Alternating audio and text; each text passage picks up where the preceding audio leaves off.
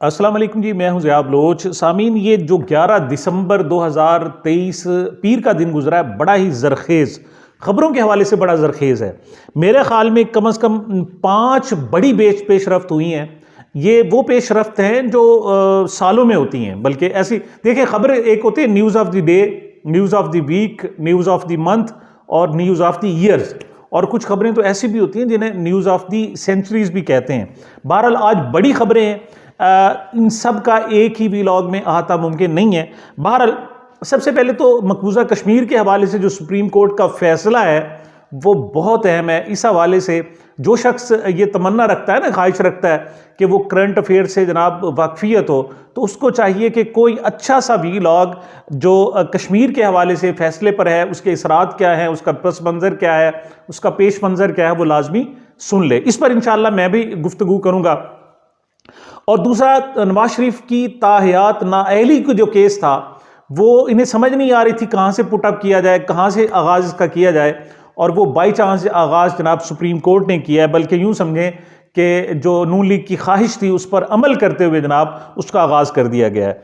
इसके अलावा supreme court में जनाब खुलकर इख्तलाफात आए हैं। 2 ख़त बहुत अहम हैं, जिनमें जनाब जस्टिस एजाजुल एहसन का ख़त है और एक आमना मलिक, ये वो हैं जिन्होंने एक रेफरेंस दायर किया था जस्टिस सरदार तारिक मसूद के खिलाफ। अब वो दूसरे कैंप के चूंकि जज हैं, जस्टिस एजाजुल एहसन एक और दूसरे कैंप के हैं, तो बहरहाल इस हवाले से एक जो मतलब सारे लोग कह रहे हैं कि ये इख्तलाफात सामने आ रहे हैं।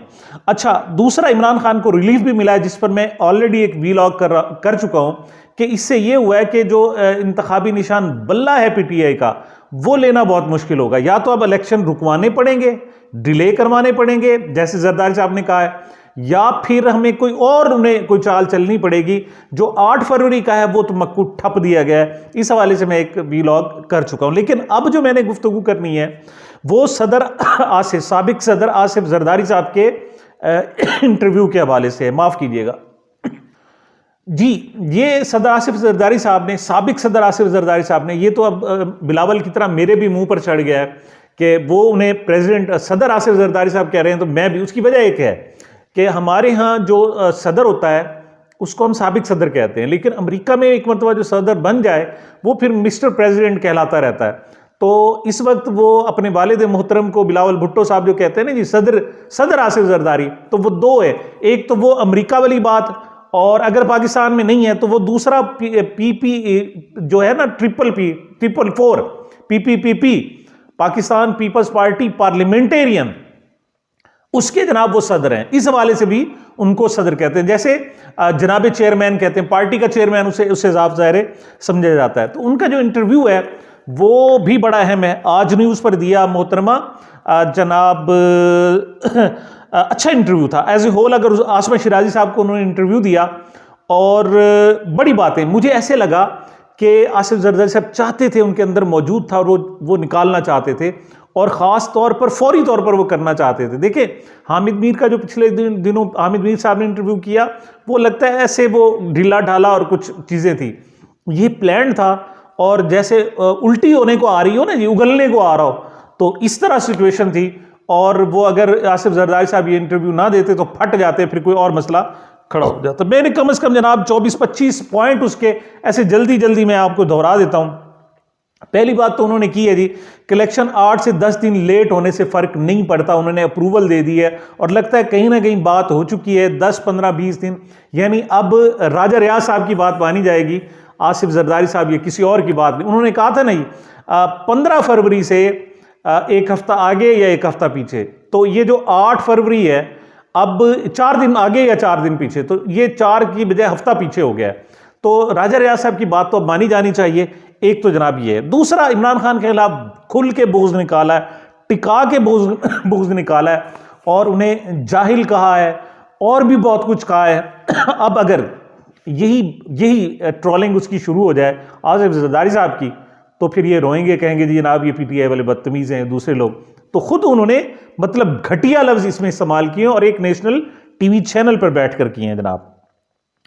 उसने जो सबसे बड़ा इल्ज़ाम आयद किया, उसने कहा जी कि इमरान खान ये जो अफगानियों की हिमायत करता है, यानी केपीके में जो उसे हिमायत मिल रही है, उसकी वजह यह है कि जो अफगान मुहाजिरीन आए हुए हैं उनके जनाब वोट रजिस्टर्ड कराए हुए हैं केपी में। इस वजह से वो अफगानी है जो दर हकीकत इमरान खान की बैक पे खड़े हैं।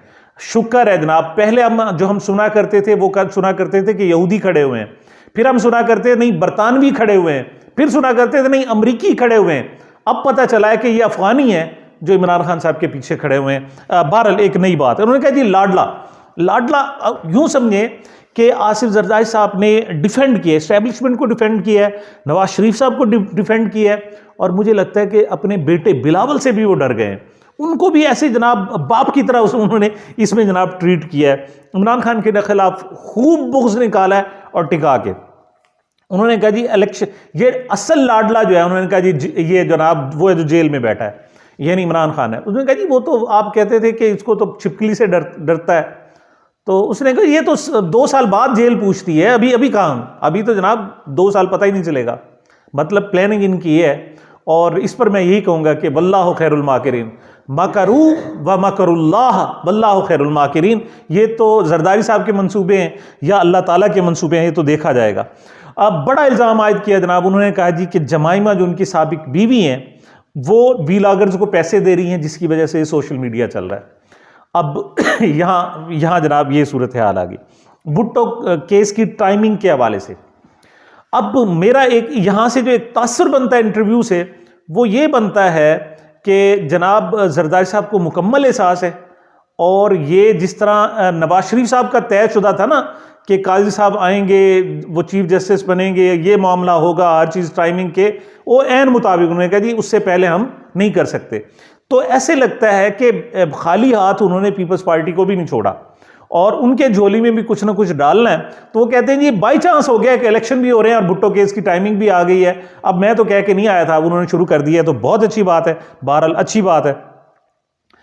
कहते हैं जी इमरान खान पीटीआई जीत नहीं सकेगी। वो कहते हैं एक जो एमएनए का हल्का होता है उसमें 450 पोलिंग स्टेशन होते हैं, इनके पास 450 बंदे कहाँ से आएंगे और उनको कैसे संभालेंगे, और शायद इनको अंदाज़ा नहीं है। वो कहते हैं जी 80% इस वक्त जो मकबूलियत है वो पीटीआई की है, और ये उनको रोकेंगे कैसे, असल सवाल ये पैदा होता है। बहरहाल जो जरदारी साहब का कहना था कि ये जो परसेप्शन नहीं होता, ये रियलिटीज़ होती हैं, और वो कहते हैं मैं रियलिटीज़ को बेहतर जानता हूँ। वो जरदारी साहब जिन्होंने पंजाब में पीपल्स पार्टी का बेड़ा गर्क करके रख दिया है, उनकी ज़मानतें जब्त हो गई हैं, वो कहते हैं जी मैं बड़ा जुगादरी और मैं जनाब बेहतर इलेक्शन को समझता हूँ जनाब। अच्छा, उसने कहा जी पीटीआई की में जिस वक्त क़यादत है वो सारे के सारे पीपल्स पार्टी के नर्सरी के लोग हैं। लतीफ़ कोसा से लाताल्लुकी का ऐलान कर दिया जनाब जरदारी साहब ने। उन्होंने कहा जी वो तुम्हारी पार्टी में भी नहीं है। अलबत्ता उसने कहा जी एतजाज़ कभी पार्टी में आ जाता था, आ जाता चला गया, आ गया, तो बहरहाल हम उसकी इज्जत करते हैं। उन्होंने कैटेगोरिकली जनाब खोसा साहब को फारिग कर दिया।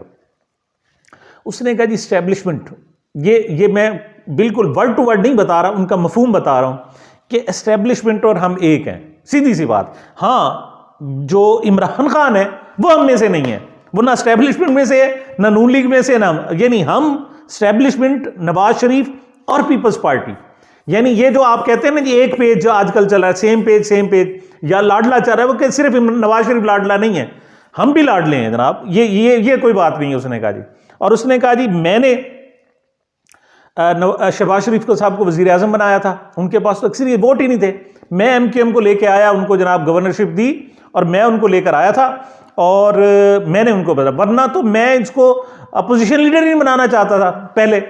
तो उन्होंने कहा जी मेरी ये है, और अब अलता पीपल्स पार्टी वजीर आजम का डिसाइड करेगी। और उनसे कैटेगरिकली पूछा गया जी क्या मतलब कौन होगा, उन्होंने कहा जी बिलावल होगा। उन्होंने कहा जी बिलावल भी हो सकते, मैं भी हो सकता हूं। मतलब यहीं पर बात ही खत्म हो गई जी क़यादत ही तब्दील हो गई जनाब। अब तक यही सुना जा रहा था कि बिलावल। अब उन्होंने कहा जी कि जरदारी साहब कहते हैं कि मैं भी जनाब वजीर आजम का कैंडिडेट हो सकता हूं। वो कह रहे जी लाडला जो है, ये टोटल जो घूमा है ना जी, टोटल गुफ्तगू जो 34, 35, 36 मिनट की है, वो सारी की सारी घूमी है इमरान खान के इर्द गिर्द। लोगों के पास और कोई टॉपिक ही नहीं है, हकीकत तो यह है कि कोई टॉपिक ही नहीं है कि किसी ऊपर पर बात करें। तो उन्होंने कहा जी जज साथ दे रहे हैं, एस्टेब्लिशमेंट खिलाफ है, लेकिन जज जो है ना वो साथ दे रहे हैं, लोग साथ दे रहे हैं इमरान खान का, वरना नहीं। वो कहते हैं जी इमरान खान को ना हटाते तो ये पाकिस्तान बेच चुका होता। ये जरदारी साहब के बारे में कहा जा रहा था। अच्छा जी, वो कहते GHQ एक ही हमारा इदारा है, जब हम मुश्किल में होते हैं यही तो हमें आके बचाता है, तो उसके खिलाफ ये जो दुरुस्त है वो नहीं, हमने हमला नहीं किया, वरना चाहती तो बेनज़ीर भुट्टो भी हमला कर सकती थी जनाब। उन्होंने कहा जी बिलावल या मैं खुद आसिफ जरदारी, हो सकता है खुर्शीद शाह, वो कहते हैं हमने उसको कैंडिडेट नहीं बनाया, लेकिन वो लोगों को कहता फिरता है जनाब कि मैं भी वज़ीर आज़म बन सकता हूँ। ये लगता ऐसे है कि खुर्शीद शाह की जगह अब पीपल्स पार्टी में खोसा साहब की तरह कम हो गई है। उसने कैसे शो कर दिया कि मैं वज़ीर आज़म। अब इस इंटरव्यू में भी लगता ऐसे है जरदारी साहब उसकी तस्दीक कर रहे हो कि हमने नहीं कहा, लेकिन वो कहता फिरता है जनाब कि मैं वज़ीर आज़म हो सकता हूँ जनाब। अच्छा, वो कहते जी इस जाहिल ने यानी इमरान खान ने जब इसकी हुकूमत ख़त्म होने वाली थी तो इन्होंने एक मुझे मैसेज किया एक मुश्तरका दोस्त के ज़रिए कि जी जो टेन्योर है वो आधा आप रख लें आधा हम रख लेते हैं जनाब, आधा आधा करके अब बाकी टेन्योर को जनाब पूरा कर लेते हैं। तो ये भी जनाब एक मैं समझता हूँ कि एक बड़ी बात है जनाब जो उन्होंने इंकशाफ किया है। उन्होंने कहा जी हमारा मुश्तरका दोस्त है, उन्होंने जनाब आके मुझे बाकायदा ये ऑफ़र की थी। अच्छा जी, वो कहते हैं इसमें नॉब्स नहीं इमरान खान में, ये तो आकर पार्लियामेंट में हाथ भी नहीं मिलाता था, वरना कम से कम पोजीशन लीडर के पास जाना चाहिए था।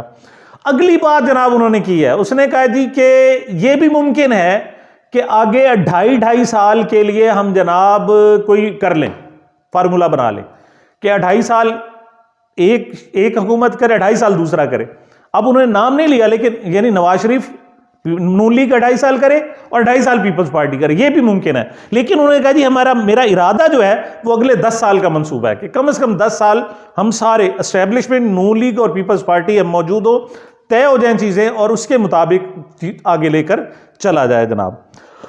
नवाज शरीफ के बारे में पूछा गया कि वो इलेक्शन लड़ सकेंगे या नहीं, ना कहीं मुझे पता नहीं, मैंने उस पर एक्सरसाइज नहीं की, मैंने जनाब मालूमात इकट्ठी नहीं की और मुझे नहीं पता वो इलेक्शन लड़ सके। मतलब साफ छुपते भी नहीं, सामने आते भी नहीं।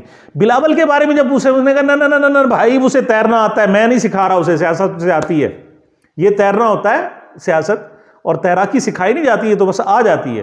तो वो लगता है ऐसे कि हामिद मीर वाला वो बात जो है वो लग गई है और उसे पता है कि पहले तो जनाब मैं जाके पीछे दौड़ा गया था दुबई में और इसको मना के लाया था, उसकी बहनों वगैरह सारे सबको, और अब मैंने कोई गुस्ताखी कर दी तो अब बिलावल ने मुझे नहीं छोड़ना, मुझे यानी इससे तासुर ये उभर रहा है। तो इस मरतबा उसने ना सिर्फ एस्टेब्लिशमेंट नवाज शरीफ बिलावल की भी वो ऊपर उठाकर जनाब उसने इज्जत की और खूब। उन्होंने कहा जी कौमी असम्बली में हम लार्जेस्ट पार्टी बन जाएंगे, और बिलावल की शादी का भी उन्होंने कहा जी मैं सोच रहा हूँ, ये बड़ी बात उसने की, बिलावल की शादी का सोच रहा हूँ, लेकिन उन्होंने कहा ये मैंने आपको थोड़ी बताना है, ये हमारे घर के फैसले हैं और हम वहाँ पर करेंगे। और दूसरा उसने कहा जी आसफा भी इलेक्शन लड़ेगी, मेरी ख्वाहिश है। और ये जो सोशल मीडिया है वो कहते हैं जी आसफा ही आजकल देख रही है, और वो कहते हैं जी इलेक्शन के बाद यानी इक़्तिदार के बाद हम अब इकोनॉमिक चार्टर पर बात करेंगे, किसी और पर बात नहीं करेंगे। एक बात आप याद रखें, इस इंटरव्यू के मकासद क्या है। इस इंटरव्यू का मकसद ये है कि नवाज शरीफ साहब ने जो फिर दोबारा उनके पास नैरेटिव नहीं है, और फिर बार बार उनकी जो तान आकर टूटती है कि जी मुझे क्यों निकाला, उस पर इस्टेब्लिशमेंट जिस हो जाती है।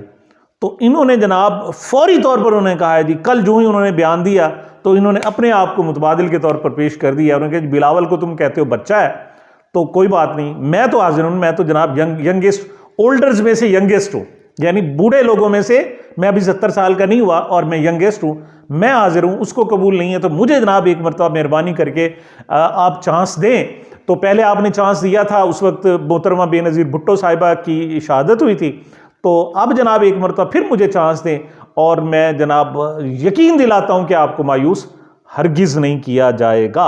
इस्टेब्लिशमेंट को वाज़े पैगाम था जी कि आपको नवाज शरीफ डिफेंड नहीं कर सकता, हम डिफेंड कर सकते हैं और हम बेहतर डिफेंड कर सकते हैं। ये जनाब उन्होंने मैसेज दिया है। उन्होंने बलूचिस्तान के हवाले से भी कहा है कि ज़मीनें बहुत पड़ी हुई हैं, अब उनको जनाब आबाद किया जाए। तो उनका कहना यह है कि हमारे बहुत सारे मसाइल, ये अपने भी मुल्क के भी, उन्होंने कहा जी मसाइल हल हो सकते हैं। बहरहाल ये अच्छा इंटरव्यू है जनाब, उनके पॉइंट्स मैंने बता दिए और मकसद सिर्फ इस्टेब्लिशमेंट को सलाम करना, उनके दर पर हाज़िरी देना और उनको अपनी मौजूदगी के बारे बताना था। ये जनाब अब तक की सूरत हाल थी। दीगर जो मैंने इश्यूज़ ख़ास तौर पर गिनवाए हैं उसके साथ इंशाअल्लाह फिर आपकी खिदमत में हाजिर होंगे। मुझे मेरे चैनल को अपनी मोहब्बतों और दुआओं में याद रखिएगा। मिलते हैं छोटे से वक्फे के बाद।